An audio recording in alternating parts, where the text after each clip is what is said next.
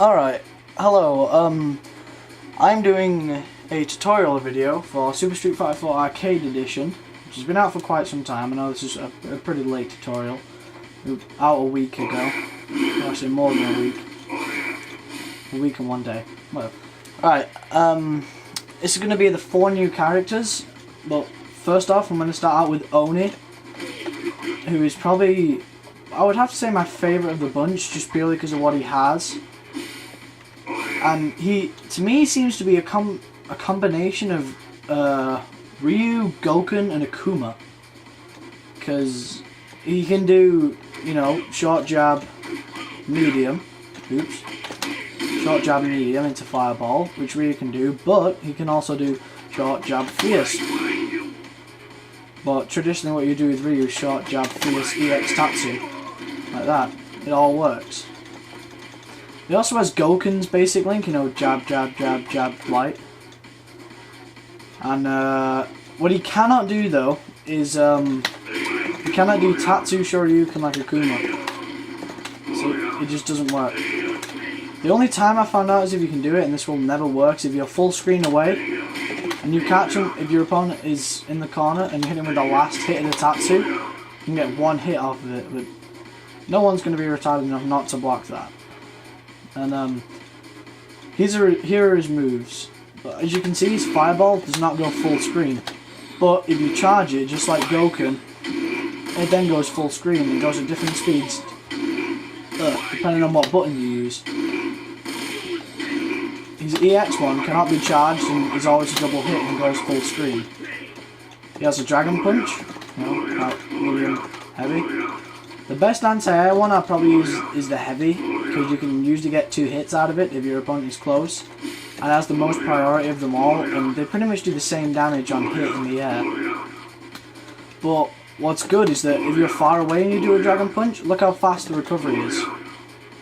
So if I hit, you see that first hit there? That creates 2 other chain hits which will lead off of that, and you see him? See there Oni, down there? There we go. It will lead into 2 of the hits, which you will not get from the far one, and this is it. Boom, boom. Those 2 of the hits which you do not get when it hits far. So if my opponent were to block that, see, I would have very fast recovery. They would probably be able to punish it with like a couple of shots into a combo. But the recovery is very fast. So if your opponent tries to pull an ultra, say a Ryu tries to do a fireball ultra, you can most likely either jump over it or just block it. His other moves, obviously he has the Tatsu, but what's really good is this slash. All right, this is light kick. This is medium kick, which knocks down, has a bit of startup, but knocks down, and the medium kick one is invincible to fireballs. It's the only one that's invincible to fireballs, and this is the heavy one. Now, there is a variation on the heavy that if you are close to your opponent, watch what happens. It becomes a cross-up, which is pretty fucking awesome, because you could really mix it with your opponent. You could do, you know, short, jab, medium, heavy, and then mix them up with that slash, you know, boom! And then, you know, perhaps they might not block that, because it is a pretty fast move, considering it is a quick, instant, well not instant, but a very fast cross-up. His cross-up is jumping medium. He has some pretty good normals. All his normals, close and far, are all the same. He has his light kick, which has a lot of reach, light punch, decent range on that. Medium punch, a medium kick, which is a 2-hit attack. Heavy kick, which is also a double hit. Heavy punch, which is an excellent anti-air.